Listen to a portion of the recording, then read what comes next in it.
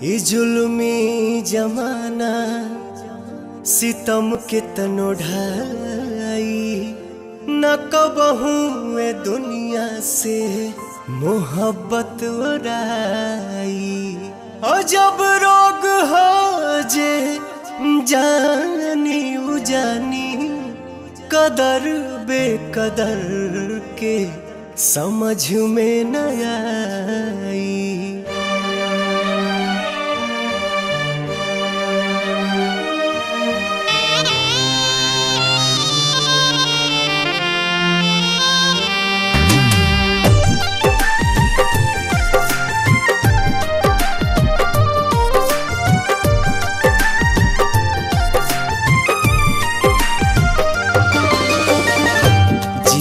मरे के संगे खैली कसम संग ही सहे के रहे सारा सितम।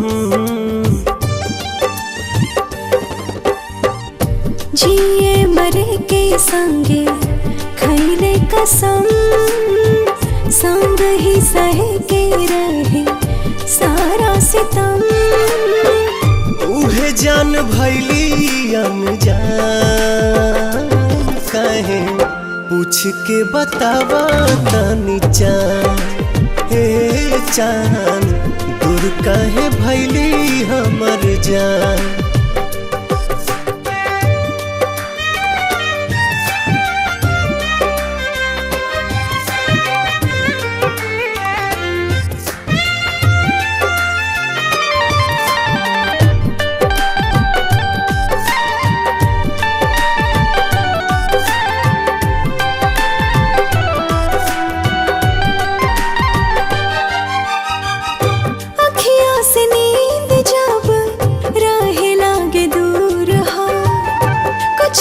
जरूर हाला नैन के कसूर हो।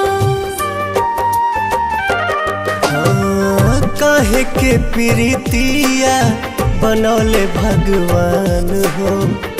प्रेमी सतावल जाला बाटे परमान हो। ना जाने कैसन बा दिल के जरूरत हो। हर पल निहारेला उनके ही सूरत हो। टूट गइल सारा अरमान काहे पूछ के बतावा तनी चान।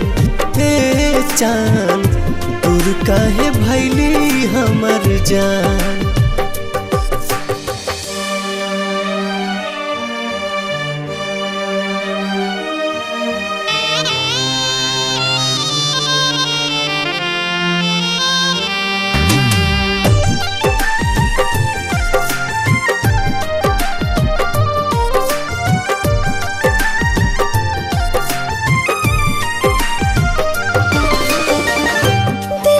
जरूरत होला सच्चा दिलदार के। बड़ा हार जाए तू ता बुझला न प्यार के। फिर ना दोबारा कब हो पाई प्यार हो।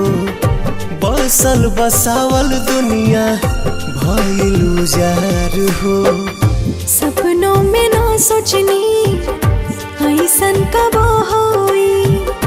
दिल भर के याद में अखियाँ कब रोई। घुट घुट के निकाले परान काहे पूछ के बतावा तनी चान। हे चान दूर काहे भैली हमर जान।